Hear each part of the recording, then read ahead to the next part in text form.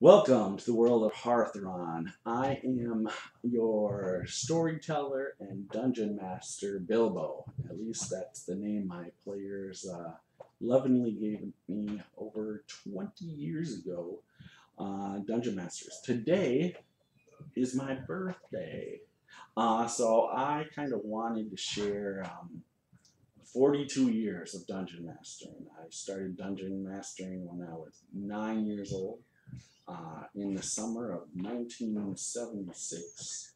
I remember it quite well.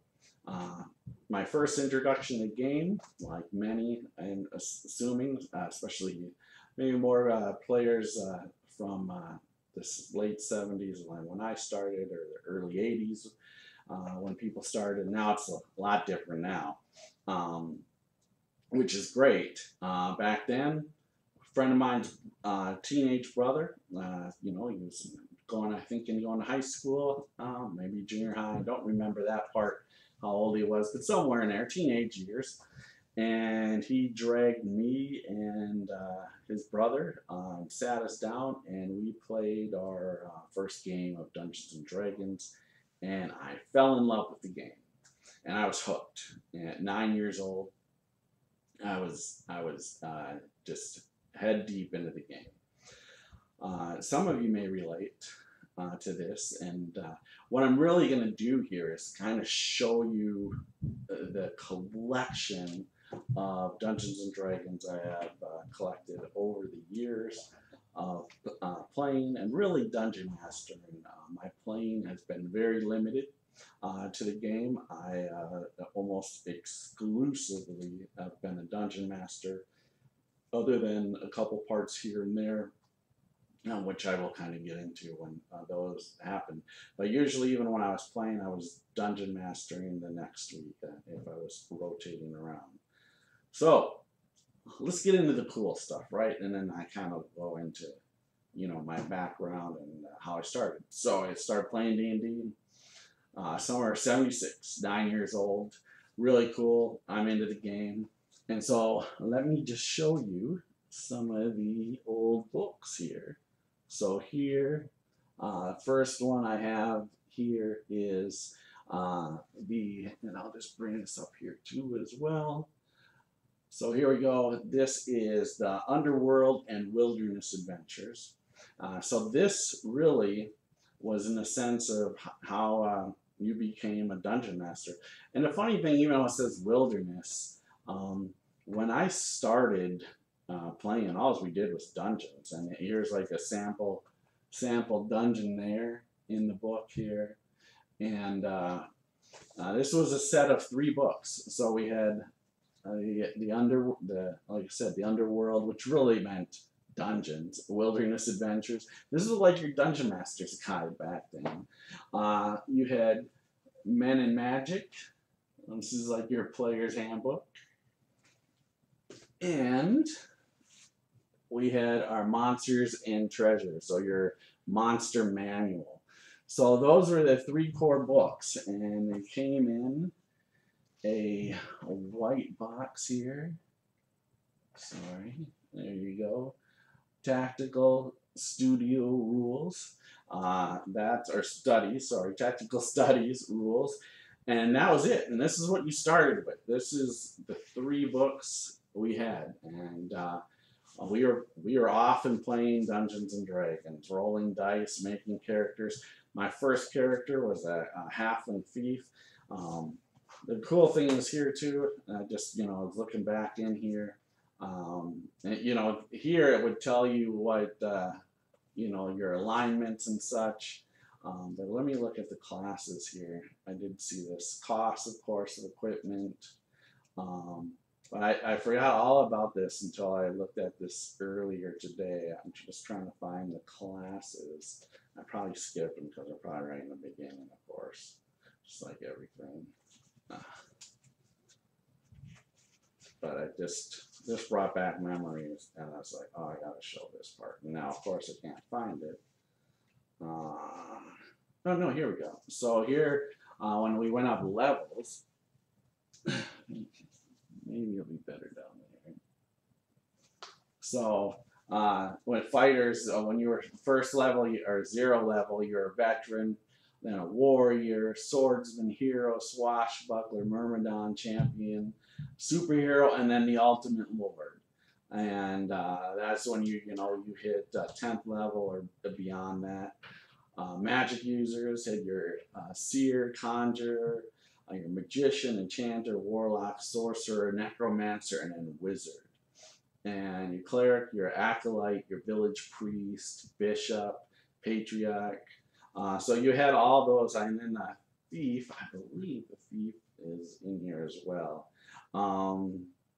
But I won't go into that much. But anyways, I was just looking at that, and so the first thing I played was a halfling thief, and I fell in love with the game, and I was off and running and playing that. I'm just gonna put that to the side because I got a lot of stuff to go through. And I hope you guys enjoy this. I hope you enjoy. And I have some really cool stuff at the end that probably means the most to me that I'll show. But some stuff I'll go through rather quickly. This move stuff up as I kind of go through. This is actually my first book ever. It wasn't the 3-set book. My friend's brother had that, and I got into it. My mom thought, "Oh, this is really cool." Like I said, when I go back on this part, as a young kid, especially at 9 years old, I was very introvert. Had a couple friends, never had a ton of friends. I wasn't that outgoing kid in school. I was more my brother, not me. And my younger brother is a year younger than me. He was more extrovert. I was more introvert. And but so close friends. And so we started playing. But my mom thought, "Oh, this is cool." And yeah. So what does she buy the 9-year-old? This first cover. First book I get as a dungeon master. Really, the first book I ever owned. I wasn't at 9. I wasn't good at school. I just finished, I think, 3rd grade at the time. Wasn't doing really well. C/D student, maybe even close to failing. Didn't like reading. Wasn't a big math guy. I spent more time staring out the window, my imagination, than studying in school. And lo and behold, Dungeons and Dragons is probably what, no, not probably, I know turned things around for me. Because that summer, all of a sudden, now I have to do math. Now I have to read to learn how to make a character in the game. And so reading how to make characters, how to operate characters. Eventually, at the end of the summer, I was dungeon mastering, and so all of a sudden, I'm reading, I'm doing a lot of math, and I go back to school, and my grades improve greatly. And then, yeah, so my mom gets this Eldritch Wizardry, and because I'm into Dungeons and Dragons, she bought me the book because she liked the cover. That's why she bought me the book. I wanted the 3 books. I wanted the tome, but she bought me this, and she thought she was a witch, guys. I'll just put that out there.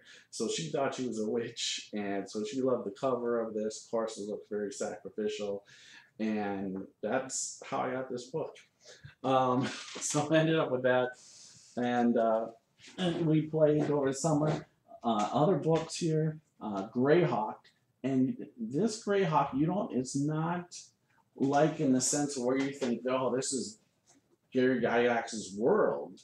No, at the time, this was, really more with monsters, more expansions on, so here, more expansion on monsters and treasures. It got more into, creating, dungeons and such. But it wasn't like, "Oh, here's my world here." It was really more of kind of your next book, almost in a sense like 5e now, where some of the books that they've come out with, like Xander's Guide to Everything, where it's almost like this is your advanced players, or your next thing for as a dungeon master. That's really what this was. It wasn't his world. Didn't go into that at all. Here we have the gods, demigods, and heroes. So it's another book here that later on I got playing. Got these all in probably my first couple of years of playing Dungeons and Dragons. But here, just brief explanations of gods here. Also giants in here. They kind of go through all that kind of stuff. Let's see, Fey magic or Fey, all this stuff, different things here. The Celtic mythos here. So it's cool having this. Really back then, it was just more like, oh, okay, this is cool, but we were into, gods. We weren't having that into our world really. For the start of my career, we were just always in dungeons. We always just made quick dungeons. And I don't know where it is, but there used to be a chart where you could actually roll and see, okay, well, this is how far you go in hallway. Then you can roll different. It was a whole just randomness, craziness, creating dungeons. And then how did I get into dungeon mastering? So I think I have it here in front of me. Of course, no, I don't. So what I know I have it here, and I'll probably run across it a little bit as we talk. First dungeon I ever did was G1 against the Giants, and this was before it was really some of the publications and stuff we would get in just what we call PDFs now, but not then. It was just you would get a hold of these few pages, and I don't know even how we got a hold of them. The good thing is we live close to a gaming store. It was called Little Tin Soldier. I'm here in Minneapolis, Minnesota, actually. So like where Dave, Arneson, lived. He lived in St. Paul, but he actually came and gamed quite a bit here at Little Tin Soldiers. A lot of miniature stuff he did, and I actually face off against him when I was a teenager, a lot in fantasy type Middle Earth Wars, where we would reenact Helm's Deep and different battles like that, just set up these great armies. I spent hours setting them up, do a couple hours of combat, and we never resolved the battles ever.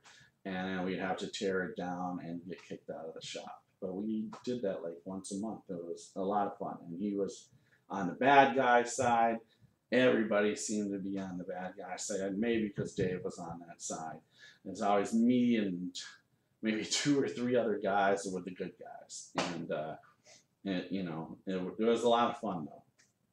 And so the first thing I do is against the Giants. For the 13-year-old, I think, my friend's teenage brother, he's like, here, you dungeon master this. You're going to run this. First time ever dungeon mastering. And he read the whole adventure. Just read the whole thing cover to cover. So he knew exactly how to do everything in there. And he wiped the place out. It wasn't fun for me as a dungeon master for the first time. I don't get to kill him. But I knew I could do it. That was the one thing. I was like, okay, I can be a dungeon master. And so for all you people out there that are like, oh, dungeon mastering is so tough. I don't really want to do it. I'm scared to do it. Will I be bad at it? I can tell you this. We're all bad at it. We all make mistakes. We all, forget rules. I forget tons of rules. I make tons of mistakes still. And I've been doing this for 42 years. And no one is perfect out there. Everybody makes mistakes. I could watch any stream or any YouTube, and I can, if I want to be critical, I could catch any dungeon master out there that's streaming. I could point out mistakes to their game. And guess what? They can do the same to me. So everybody makes mistakes. It's okay. Just move on, have fun in the game. The biggest thing is if your players are having fun and you're having fun, that's all that matters. It's all that matters. So I knew I could DM, and I started DMing for them. He no longer was our dungeon master. I took over. So here's this 9-year-old dungeon mastering for teenagers, and that's how it went. I made, and from there though, I started making my own dungeons. I didn't use anything published at the time, and there wasn't that much published anyways back in 1976. 1977, Star Wars comes out. Blows my mind. You know, here's my imagination. And then I get a hold of The Hobbit. I read The Hobbit and fall in love. It's my favorite book of all time. Fell in love with The Hobbit. And of course, then The Lord of the Rings, and then plenty of other fantasy novels over the years. And that's how I just kept going with Dungeons and Dragons. And shortly after, I moved away from that group of friends. Really, it was my one friend and his brother's friends. Moved away, and now I had no players. I had no one to play Dungeons and Dragons with. I had moved. I don't know anybody. Go to a new school. And so I have to become an extrovert a little bit and find some other friends to play Dungeons and Dragons with. Luckily, I do find a couple of friends. We start playing Dungeons and Dragons, and every weekend, you know, we're at one of the guys' houses and we're playing D&D. Now, this is when we switch over to Advanced Dungeons and Dragons. Here we go. So, here's some old books here. So, show the old iconic book here cover. Excuse my fingers here. But there, look at that. So cool. So, yeah, very, very old. So, there's the player's handbook.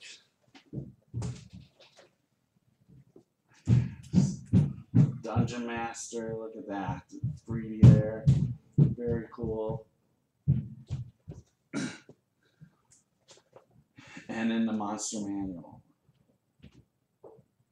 Once again, this is probably one of my favorite books because my mom really loved the cover, and she loves painting.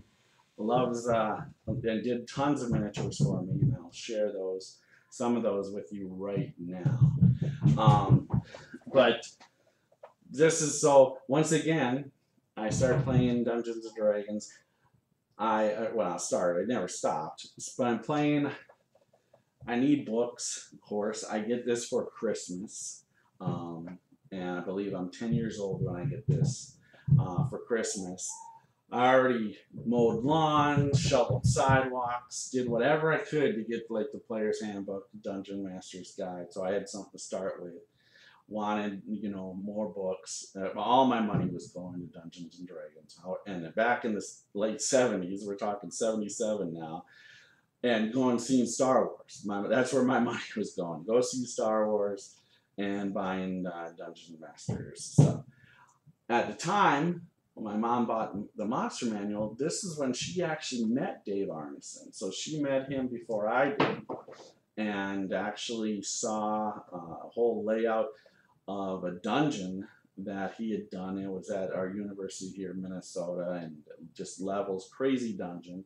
So she actually met him before I did, before I would actually war against him in miniatures, and actually dungeon master him one night. And so this book is near and dear to my heart. Just like the Eldritch Wizardry, these are probably my two, no, not probably, they are. They're my two most treasured items that I could say that were purchased for me.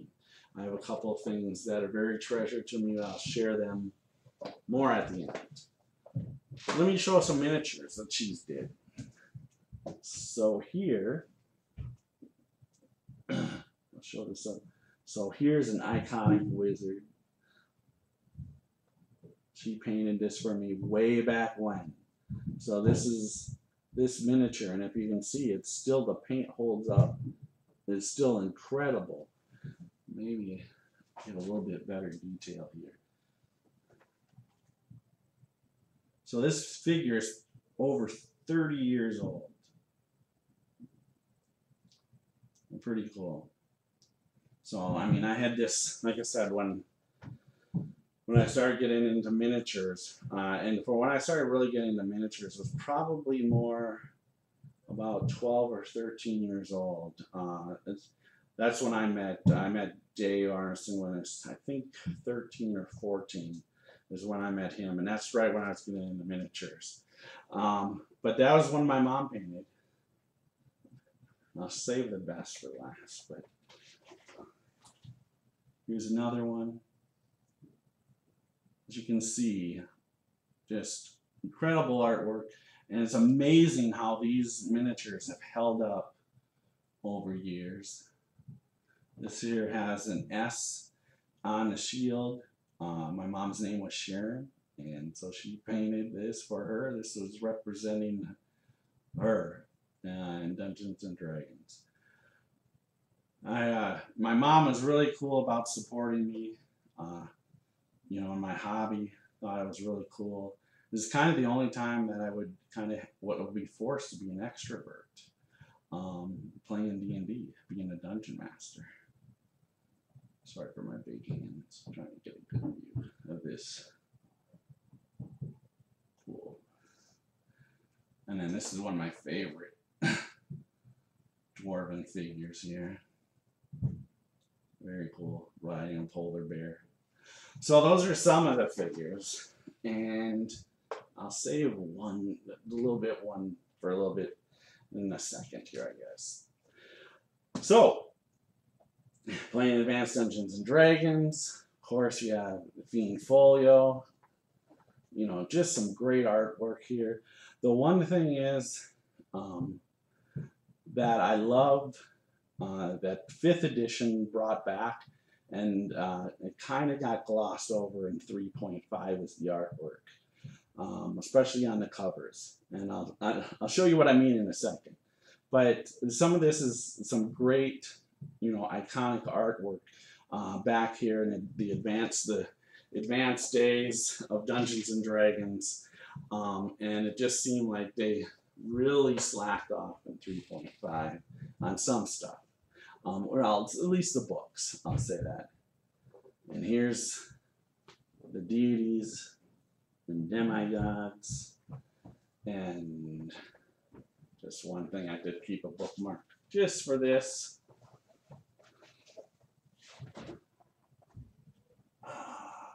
Yes, this book has the Grey Mouser in it. So, a very cool book. And so, this is actually too, once again, I thought I put some stuff to the side. But I actually got back into dungeon mastering some published dungeons. Myself and another player, we both kind of became dual dungeon masters where we would switch back and forth. So this is a chance where I was usually playing every other weekend. He would dungeon master one weekend, I would do it the next weekend. Just mega sessions. First it was Friday after school or out of school. We'd go to his house, friends would come over, and we would game Friday, Saturday, Sunday, go back home. And so here we go. Keep of the Borderlands. And this is probably one of my favorite dungeons of all time. And Keep of the Borderlands, I used that over and over, recycled it. A lot of times I just take pieces out of it. That was the cool thing. You just take one chunk and just make it an adventure. just an intro adventure for your characters to kind of get to know each other. It was perfect. I'm actually now running the adventure now again in the 5th edition here, and with Goodman Games that they put out, they redid it for 5th edition, and also in the huge book. I actually have it here, part of my collection, so I might as well just grab it now. So here it is. So Goodman Games, Into the Borderlands. So it has B1 and B2, and we're actually streaming this now about every other Saturday, and going through it with the players. And so it's a lot of fun. Brought back some memories. The other adventure course that we're doing, which I don't have in front of me, of course, why would I? Because I thought it was organized, but I'm not, apparently, is S2, which White Plume Mountain. So we're actually doing that. We're actually going through the whole series of Tales from the Iron Portal. So we started with the Sunless Citadel. We did Forge of Fury, which I believe I have here. So Forge of Fury right here. I know I have the Sunless Citadel as well, the original. That, and we completed the Shrine of Tomoe-chan. So my group has completed all 3. They are actually right now about to, they're going after Whelm, or not Whelm, Wave. They have Whelm in their possession. They're going after Wave right now, which is pretty cool. And that White Plume Mountain was one of my favorite adventures as a player and a dungeon master. Probably my favorite, just because it's so over the top. With the monsters in there, and you know, you have to think about how some of the stuff, you know, doesn't backfire on you, or you can get in trouble.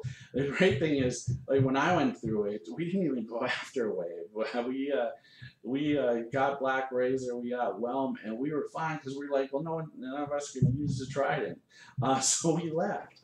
So I didn't even explore that part of the dungeon. So it's kind of cool that they're going through this. And my players, some of them have been with me now for 30 years, a lot of them 20. We have 3 generations. My son who plays Dungeons and Dragons, I think I had him at the table as 8 or 9 years old. He's now going to turn 21 at the end of this month. My grandson, who is now 11, which is crazy, he started at 6 years old. And I know Ed Greenwood started at 5, I believe. So he could be the next Ed Greenwood out there, playing, you know, creating Dungeons and Dragons. He's starting to get into DMing just a little bit here. I think sometimes a little intimidating because he has grandpa here who's been doing it 42 years. So I try not to. I'll try to work with him, and hopefully soon he can just take over Dungeon Master and I can sit back and just be a player. So those are that. And then I knew I had it in front of me. Where did it go? Oh my goodness. Oh, here it is. I do not have the cover, but here is the original Tomb of Horrors. So, Tomb of Horrors. This was a fun one. So, like I said, this is a group I'm going with at the time. And I got to play in it and made it. I was the only character that made it to the second to the last room when I died. And then I ran it for some different players, but the same Dungeon Master, he made it to the end room but died. So I can say I've been through it. I made it to the second to the last room before dying, and I DM'd it. With the Tales from the Iron Portal, I can't wait to run my players. None of my players have been through this as well. So going back, And so after this, I moved again. My parents love moving. It seemed like every 2, 3 years they were moving, and anytime they moved, I would have to come out of my shell again, find some new friends, find some players really, players that were interested in Dungeons and Dragons, and then we would become friends. And lo and behold, my parents moved again. The great thing is, we moved back to the old neighborhood where I lived before. However, my friend at the time, he moved away. I think he moved out of state. So once again, I moved back into my old neighborhood. None of my friends are around anymore. They're gone. And so I'm like, I gotta find new friends. And so I started going up to Little Tin Soldier, and that's where I really got into miniatures, warring fantasy miniatures, Roman battles, and I collected thousands, definitely, I wouldn't say thousands of miniatures, but hundreds. So probably in the sense of 1,000 miniatures, yes. I still do. I have an elven army that's probably about 400 miniatures. I have an orc army that's about 300 miniatures. I had a dwarven army that was about 250 miniatures. I sold that off to a friend, so he would play and participate, and then I bought the elven figures, and God bless my mom, she painted all these miniatures for me. You know, I wasn't an artist at all. I couldn't paint. To draw a straight line, I need a ruler. But she painted all these miniatures for me. So we're talking, she probably painted over 1,000 miniatures for me over my teenage youth, which is crazy that she did that. But she loved doing it for me. So let's go into this part of my D&D world. Going up to Little Tin Soldier, Friday nights they would have like open game night, kind of like a lot of the gaming stores do now, which is really cool. So just a quick plug. I know books are cheaper on Amazon, and I'm guilty myself. I was buying, when I switched to 5th edition, I started buying my books on Amazon because it was saving money.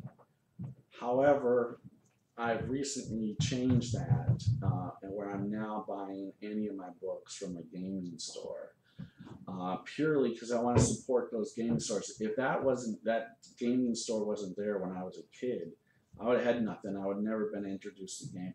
I would have never been able to Dungeon Master Dave Arneson one night. One Friday night, I'm up there, and I'm really looking for players, but I figure this is the only way I can do it. So I'm up there dungeon mastering, and he sits down at my table to play, along with some different other teenagers and adults, sitting down. And I'm 13 years old. I have Dave Arneson at my table playing in my dungeon, and here it is, Hall of Horrors, and Halls of Horrors, I should say.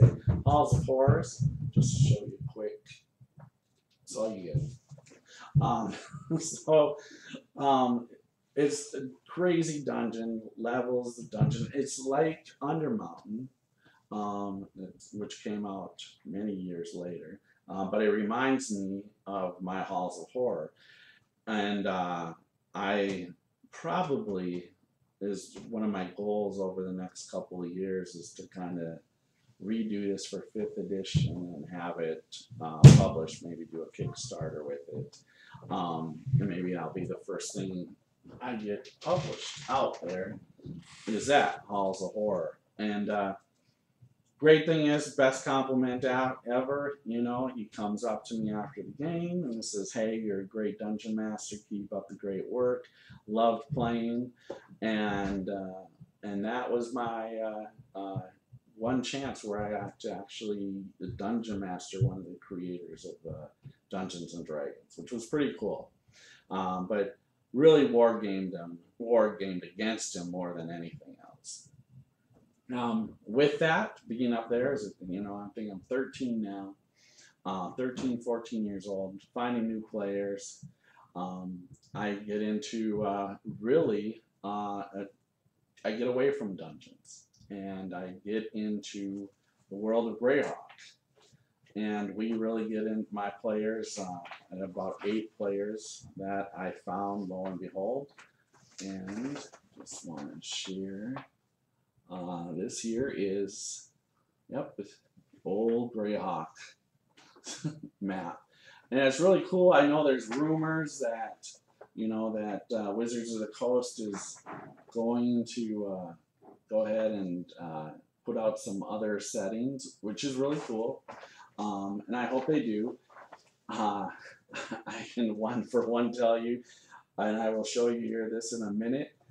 I have a ton of Forgotten Realm books, but I don't know Forgotten Realms at all. I use this. I have the setting map, but I really didn't use it much.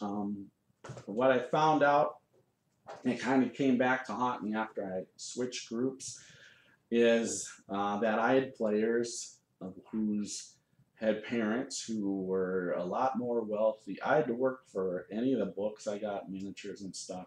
My parents weren't buying those things from me, other than the 2 books, the Eldritch Wizardry and the Monster Manual. That was it. Those are the only books my mom purchased for me. Everything else I had to work for as a kid, mowing lawns, shoveling walks, and here in Minnesota, shoveling is, of course, we're gonna have that a lot more, or Minneapolis, a lot more than doing grass. And so I had players that were buying the adventures or buying the whole world setting. And so they're like, they're reading something and they're like, well, this says so and so. And so I went back to flashback to when I'm 9, and where the teenager just abuses me against the giants, A1 or G1. And so I'm like, that's it. Nope, I'm done. So even though I had settings and stuff, I switched everything around from there on out.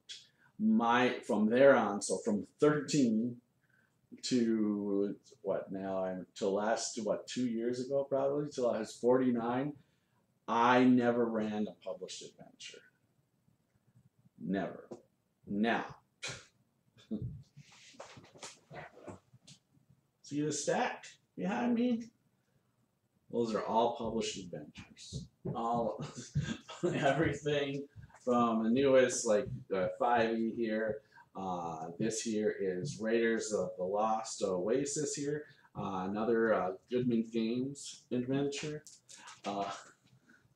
We got the Speaker in Dreams here. This here is 5th adventure here from James Wyatt. Way back when here.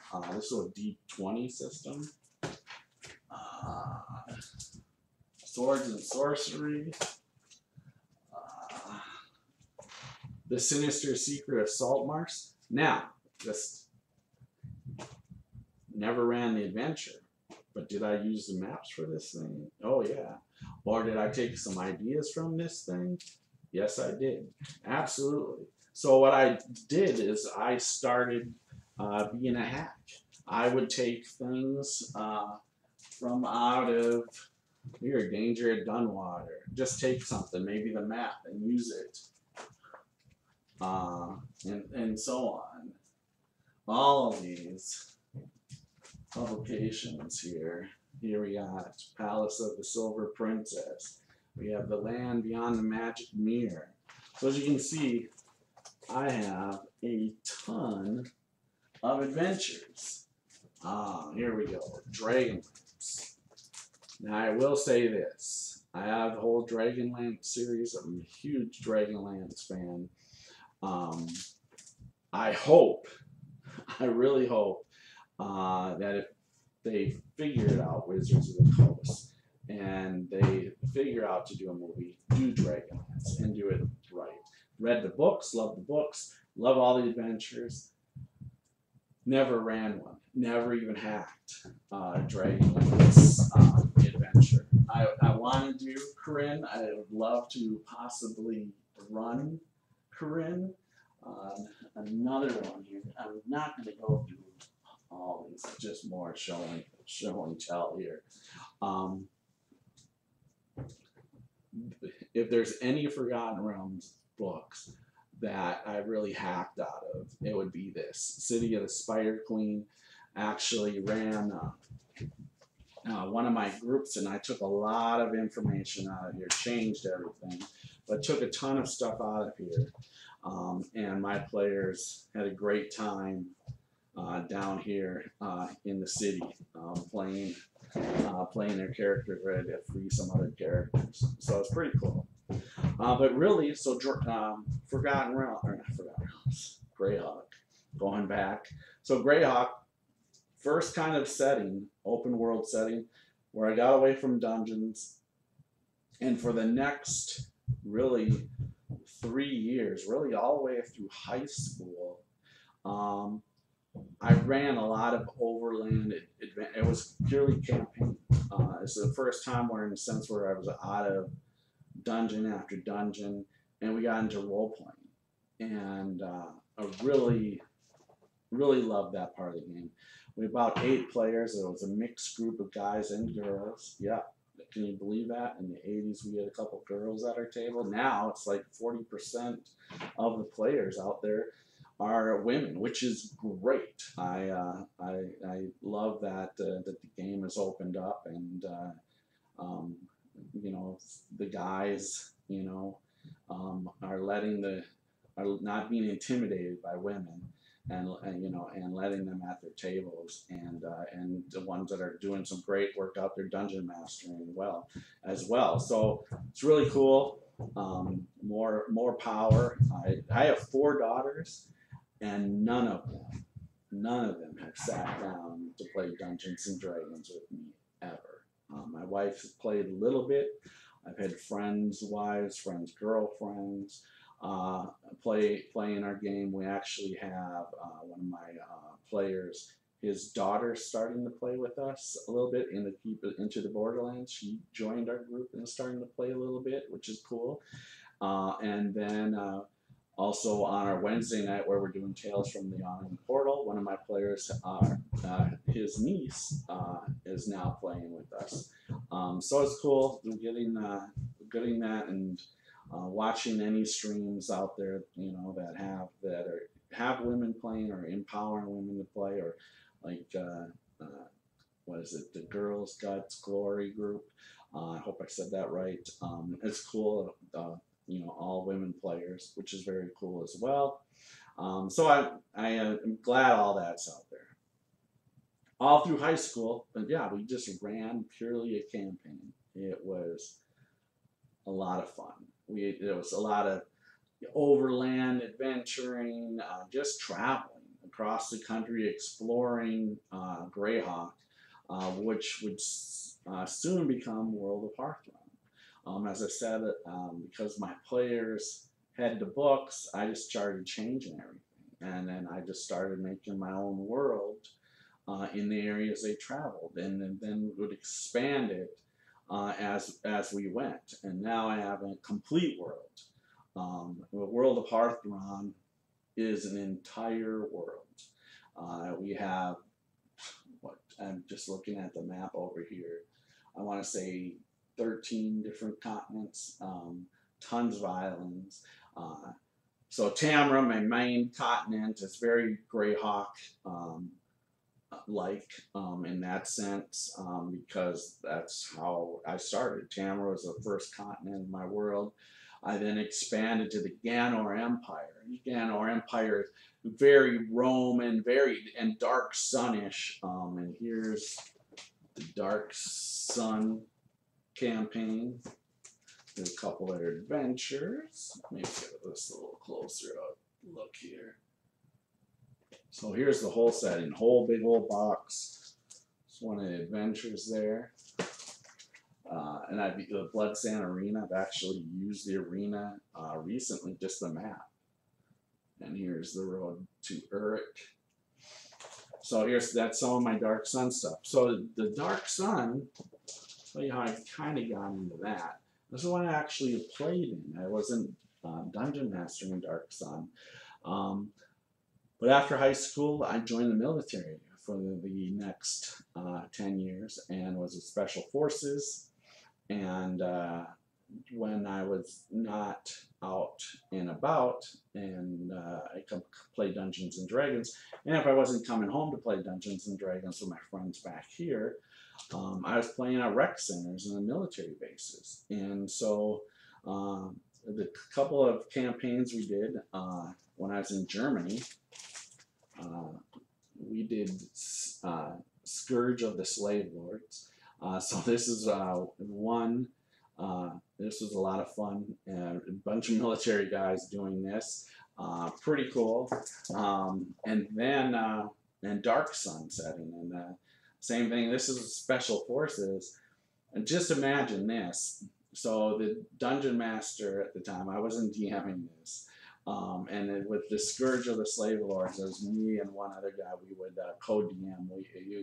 He would DM like every other week, and I would DM every other week. Or if one of us was out in the field or gone, then the other person would take over as the dungeon master that time for the players that we would get.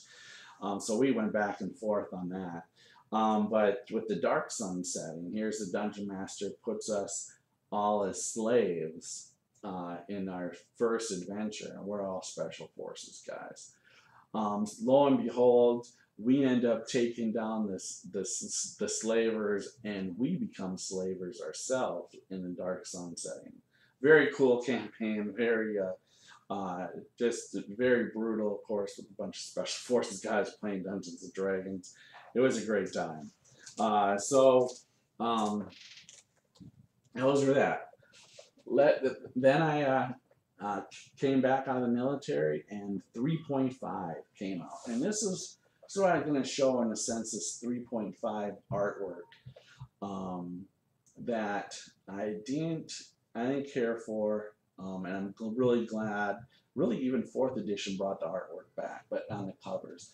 But so here, I'm going to kind of go through. I'll go through the stack of books of what's at my side. First, I'm going to show you this. Do a quick camera thing. A couple quick things with my camera. So excuse me while I do this here. So I can do this right. So maybe I can actually see these. This is not a camera trick. Grabbing this. And these are all my books for 3.5. And there's some 4th edition books in here too. However, so you can see a lot. And to be honest, I tell you, I have another crate like this in my garage. So I have every I believe I have every 3.5. Sorry for the camera. Put this over here. Let me just move this closer to me. So get this setting here. Sorry for the producing thing. So 3.5. Start playing that. The game becomes really more mechanical, more technical. Still fun. It's my jam. Have I played other games? Yes. Just put that out there. I've played tons of other games. I always come back to Dungeons and Dragons. Always come back. So it got to the point, probably in my later 20s, where I just decided I'm not playing any other games. I'm just playing Dungeons and Dragons. I had a family, 5 kids. You can't afford to keep buying new systems. How do I have all these books, right? You can't afford it. Family of 5. So this is how I got a lot of my books, my players. The rule at my table was, if I don't own the book, they can't play it. So every adventure book that is out there, Masters of the Wild, Song and Silence, and Sword and Fist, all those books that my players wanted to play, make characters from, they would get me. Or they would get me different books for Christmas. So now that you've seen that, let me show you, in a sense, as we're going to 5th edition and the collection I've built up there already. And now all my books for 5th edition, I've bought a couple. I've got a couple gifts from my players, and I thank my players for getting the books. But I would have got them myself as well. But the thought counts that they have gone out and bought me some of these books, which has been really cool. And I'm really glad that they did. And they get me other cool stuff too. Now let me show you what I mean by artwork. So 3.5, and these are the books. I'm going to show you. What is it? 1, 2. There's 14 books here, and these are not 5th edition books. These are These are either 3.5 or 4th edition books that I keep by my side as either inspiration or as I'm working on my own campaign stuff for my world, or adventures, or maybe I'm tweaking something in adventure that I might be running as well. But these 14 books are kind of my inspiration as a dungeon master. These are the books that I look at when I'm working on something, I'm trying to create something. And so here we go. And the artwork, like I said, so here is Manual of the Planes. Not a very boring artwork, you know. And that's the thing I want to say is with 3.5, very not I just not a big fan of the artwork. Here is Book of Vile Darkness.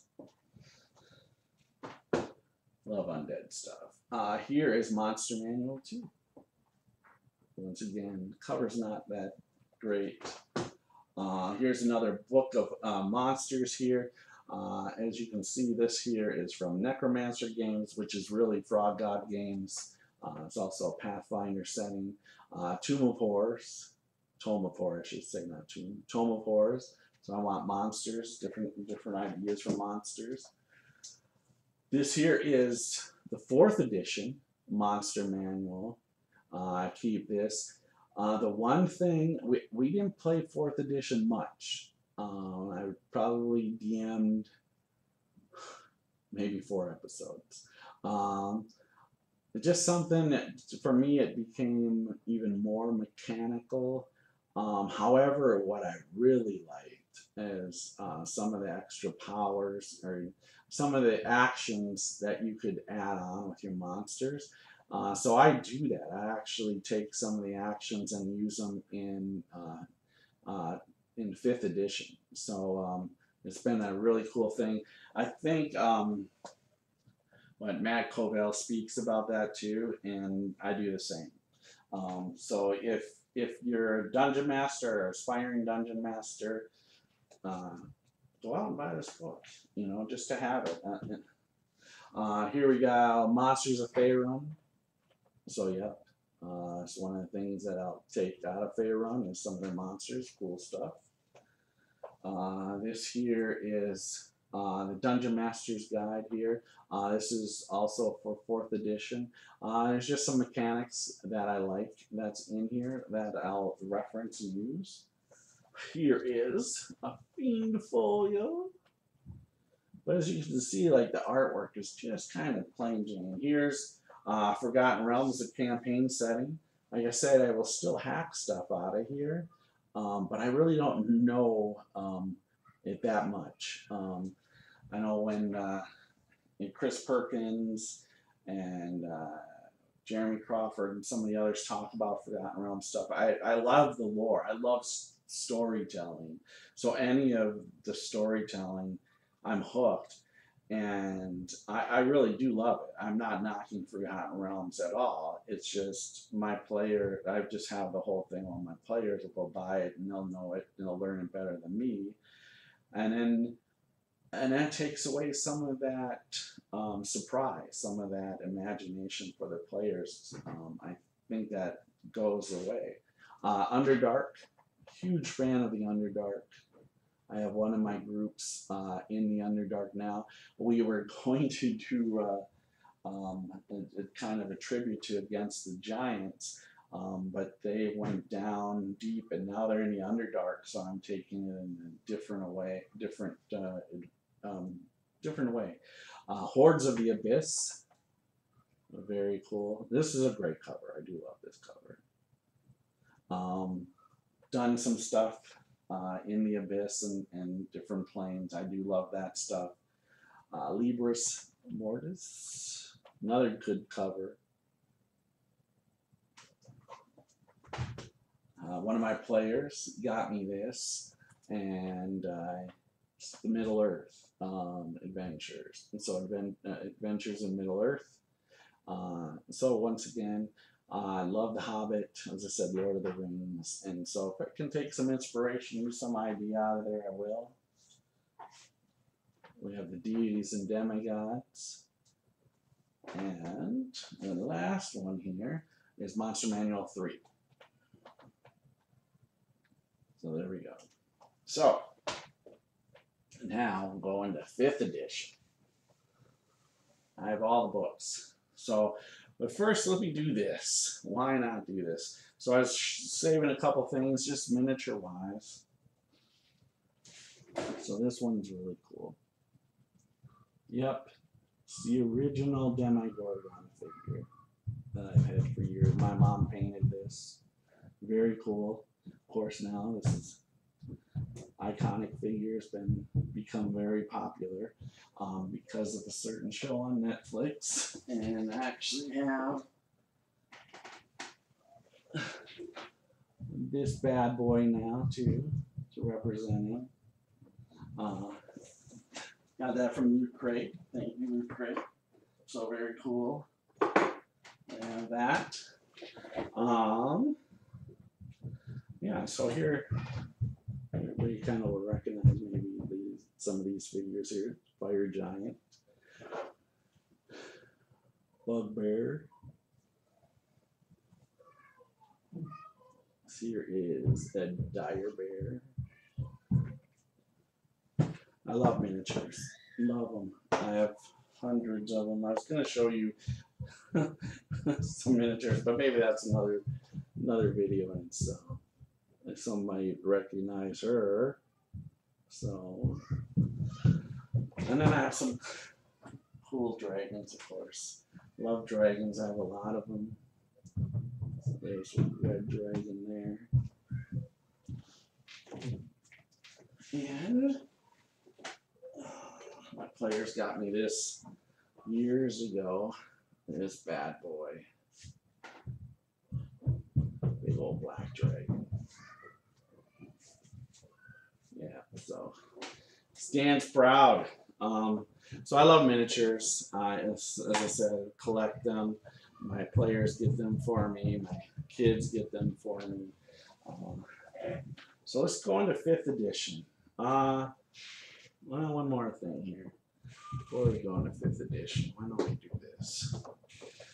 Dice, right? Everybody wants to see the dice. How much dice do you have, right? All right. So here, these are old school. Look at those. These are so old. You know, I keep them in a bag by themselves, a leather bag by themselves. But I pulled them out just to show everybody. They do not get used anymore. They're in a leather bag. So these are the dice I use. As you can see, quite a bit of them. This is my little roller that I use here. Here is my famous amber die. This die is over 20 years old, so older than my son, and most of my grandson, and older than some of my other players. I've had this die forever. It's very cool that there's a group out there called the Amber Die, and their Dungeon Master has one too. And it's the same thing. If I want to go after the players, I pull this on out and roll this bad boy, and I'm usually hitting or rolling 20s. And that my players have tried to even steal this die from me. That's definitely one of my famous dice. You can see here, these here, what I call are the death dice of despair. It's a thing I use. I actually stole the idea from Game Science out there on Twitter. What we do is they're like inspiration dice on the table, and my players, they can use a red die for any sort of type of roll that they want to use. Usually if it's for a saving throw they want to hit, they're using one of these dice to add on the numbers. However, I get the other die, and I get the black one, and I get to use it at any time. I can use it for saving throws, hits, or damage. And so it's kind of one of those things, and I just refilled it. The whole deal is that the players have to empty it, and we have to use all the dice first before it gets refilled for whatever campaign. So it just actually got refilled. We just put all the dice back in there after our last session of Tales from the Awning Portal on Wednesday night. This here is another set of dice. What really for this more or less is my mom painted this for me years ago for a birthday present, and so I hold my dice in this quite a bit, or I'll have them in this dice tray. And I believe I have one other set of dice. Where are they? Oh, here they are.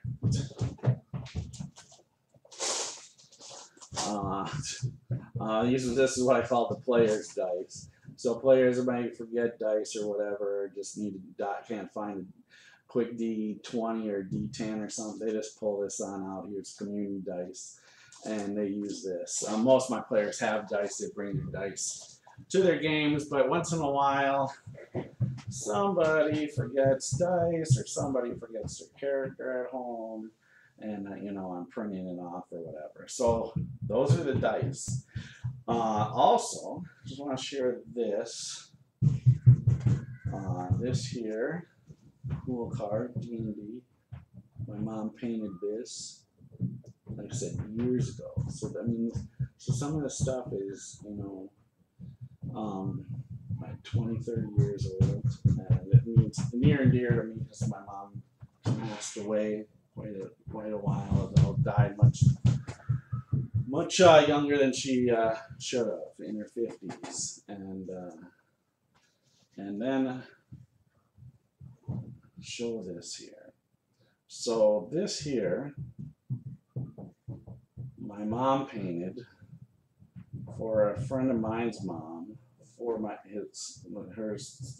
best friend, one of my best friends, his birthday, way back when.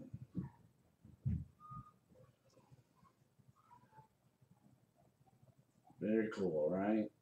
So cool. Well, my friend had this. That was his. And he just, my 30th anniversary was in January. And he gave that back to me as a 30th anniversary present. And probably means the most for me out of everything I own, to get that back. Sorry. So that just means a lot that he thought of that and given it back to me, and it to me is the most valuable thing I have, in the sense of possessions. So let's go to 5e. So 5e, I have everything, and I'll just quickly go through. You got your standard, your player's handbook. Once again, your monster manual. I'm just going to come up here with these. Monster manual, which this to me is probably the biggest usage book that I use from the 5th edition. I don't play that much 5th edition. My grandson has ran. I think that's the only time I've gotten to play 5th edition. I actually play with Nerd too. And other than that, other than if I'm playing maybe on somebody else's stream, or my grandson's running, that happened. Dungeon Master's Guide. Don't use this much. I've been Dungeon Master. It's good to have as a reference, but I know most of this stuff. After 42 years, you know, you pretty much got it, and you just make up stuff as you go, anyways. Change the rules, people. You don't have to go everything by the rules. Chris Perkins, Mike Merles, Jeremy Crawford will all say this. You don't have to go exactly by the rules. And as I hear players say, well, that says what the rules say. So what? Let it go. Let the imagination go. Have fun. And if the dungeon master does something and messes up, just let him do it. Don't go, well, the rules say this. Well, if the dungeon master says, well, that's not how I'm doing it, then let it go. Don't go, well, the rules say this. It just drives me nuts when I hear that. Curse of Strahd. Again, sorry. So this here is the only book like I've marked up. We actually did a 14-hour stream last November, and we will do another one for charity, and that was really cool. We raised, I want to say, about $800, which was really cool for charity.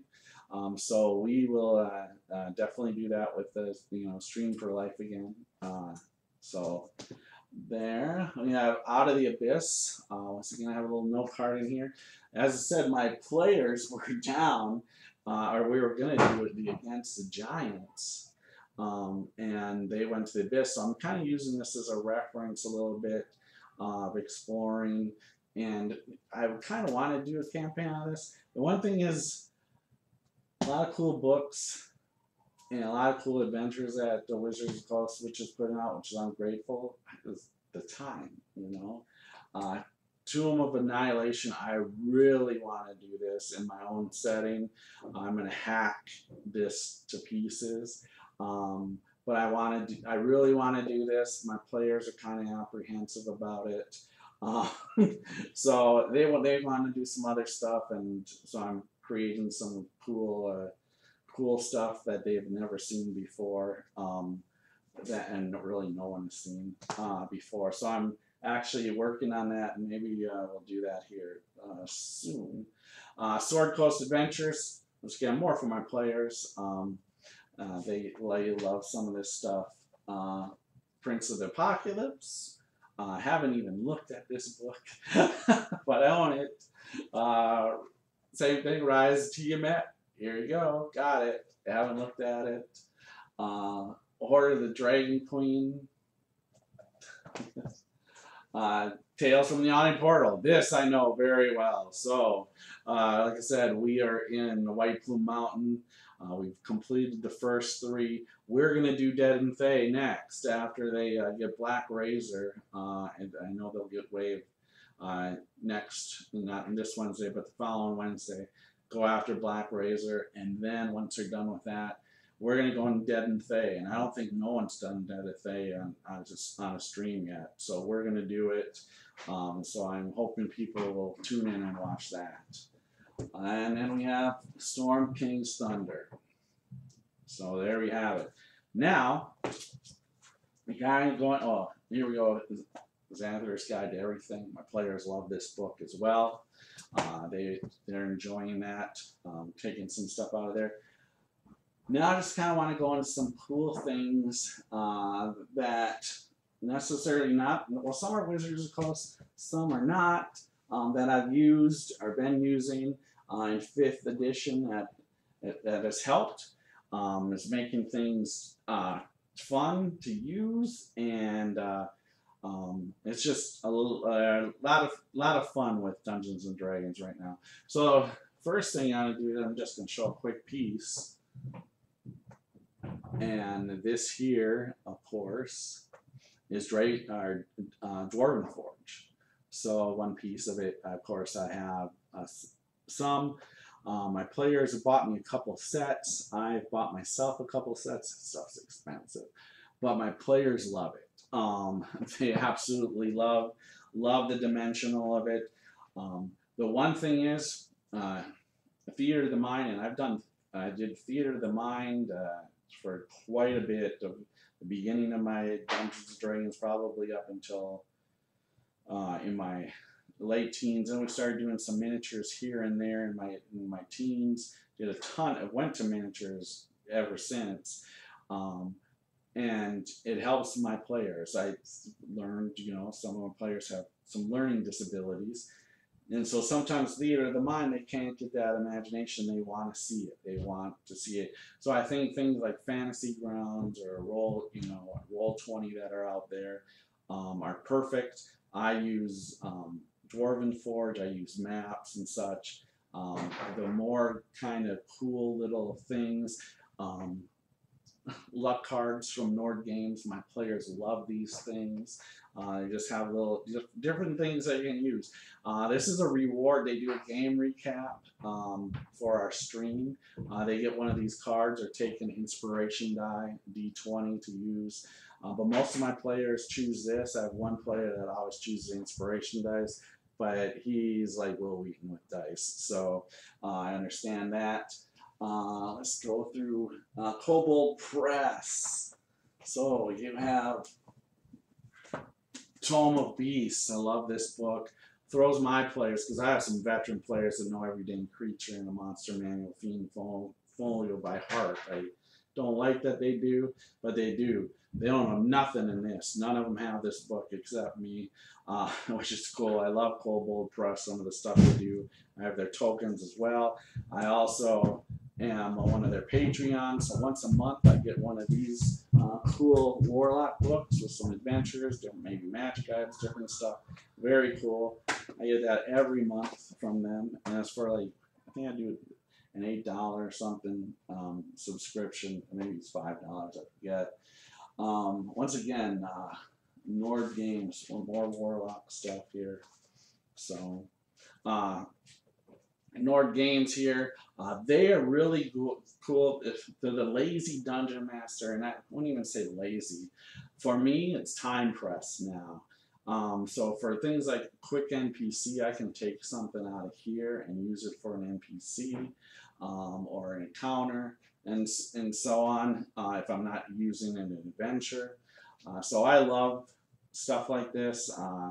I back almost everything that Nord Games does. I've been really thrilled with everything I got. I actually have some dungeon pieces that I just got from them, but they are in a box. Some of the other people, like I said, Goodman Games. This here is another one of their adventures. This came from RPG Crate, the Lost Lands here. So RPG Crate said, want to say they were doing really good. I really love their crates, but I have to say they kind of gotten light. I don't know if it's ideas or you're just running out of stuff or working with people. There's Dungeon Crate out there as well, and both of those things are hit or miss. Sometimes they have really good crates. Other times it's like, well, is this worth paying for it? So you kind of have to look at that. Frog God Games, I get a lot of their stuff too. More Kobold Press. Now, another Frog God Games here. Now I want to show you something some inspiration and some things I'm working on now. So first, I haven't really looked at this. I bought it. I want to look at it. I haven't had time. Taladori, Critical Role, your Matt Mercer's setting, his world setting. So I'm going to kind of use this a little bit along with Forgotten Realms and Greyhawk and such. I have to the right of me and on my computer to the left of me in this desk here, thousands of pieces of notes on my roll, thousands. It's about time I start working on and publishing it and get it into something like this, so I can share not just with my players but other people out there as well. I've had my own world, since I started, like I said, when I was probably 13, 14, I really started taking Greyhawk and hacking that, making it my own area, and then I just kept expanding the world. And such, and my players have helped me create stories and help me create the world. And it's about time I start sharing that a little bit more with you. Now, just a quick thing here for aspiring dungeon masters out there. What I would say, and what you could really do if you want to create your own campaign and you just don't know how to start, and other than maybe using some of these settings or one of these adventures and going from there, 3 books. These 3 books here are probably my favorite 3 books of 5th edition Dungeons and Dragons so far. One just came out, Mordenkainen's Tome of Foes. Here with the blood wars and such, and it's little details about more about the elves and stuff. Plenty of campaign information you can get from here, and really start building a campaign and a storyline from there, and build on from what your character, your players are bringing into the game as well. Always listen to notes or things your players are saying. It helps you. Then these 2, Volo's Guide, and here is the Ultimate Beastry, Revenge of the Horde, also by Nord Games. These 2 go together great.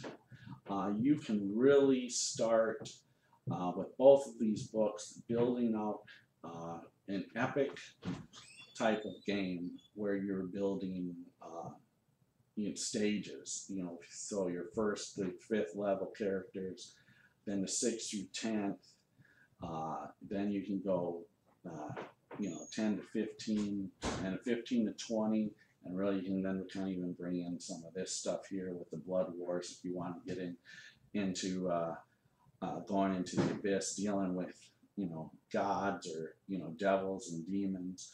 But these 2 together, without a doubt, these 3 books are my favorite. But these 2, you can build a campaign just taking ideas, taking the stat blocks and stuff out of the creatures here, and really build an epic story.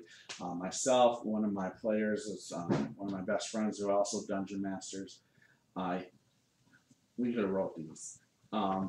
In the sense of how you want to develop and build adventures from the very first levels of characters, which we do. I always think, and even my players even see it now when we've been doing some play testing for Kobold Press with higher level characters that they don't know because they just created them. They don't know all the ins and outs of the characters versus when they start out and they build that character and move with that character. They know the ins and outs of that character and everybody else's abilities and actions and how they're going to interact. And these here, like I said, are a great way to start. So there you go. 42 years of dungeon mastering. I'm still going strong. Hopefully I can be back here at 8 years ago, 50 years of dungeon mastering. Wouldn't that be something? At least I hope to have my next grandson, who's now 3, will be 4. Hopefully we'll have him at the tables here too. But he's like a barbarian. He's gonna be a tough guy at the table at the beginning. So probably kill off most of the players. So I'm gonna sign out. It's kind of like I said, this is my tribute to Dungeons and Dragons. I need to say thank you to Gary Gygax and Dave Arneson for creating the game I love. I have to thank J.R. Tolkien for Middle Earth, that world just coming to me. I have to thank Chris Perkins with his storytelling. I love his storytelling with Dice Camera Action, or even Acquisitions Incorporated, or anything I get to hear him talk on anything about D&D. I just love Matt Mercer. Same thing. I love his storytelling, his world, his NPCs that he brings to life for Critical Role are incredible. So I have to thank all of them. I have to thank my mom and dad for supporting me with Dungeons and Dragons. They're both passed away. Like I said, way too soon. And I'm sure they'd be very proud of me or what I've done over the years. And then I have to thank my players, all the players I've had in throughout my years, and I mean, I can't even tell you how many players I've had over 42 years of Dungeon Master. A lot of them are now my good and best friends, and their kids have played with me, you know, and that those generations are starting to seep through in our games as well, which is really cool to see, and seeing some of them Dungeon Master a little bit here and there. Which is cool, so to know that the game is going to continue on. So with that, I'm going to sign out. It's been a great 42 years of dungeon mastering, 51 years old today. Got my Dungeons and Dragons shirt on here tonight. As I'll wear it proud as I go out for dinner tonight. Hey, if you like anything what you've done, please follow us out here on YouTube. We post all of our videos out here. We do stream on Twitch, but right now I'm taking a little break as my wife and I are going to go to Europe for a couple weeks for our 30th anniversary as we got married over in Denmark, and we're going to go travel Germany and Denmark. Really a little bit, or mainly around Germany, but a couple of weeks vacation, which we haven't done in 30 years of marriage. So it's pretty cool. So with that, remember, it's cool to be a geek. Pass it on.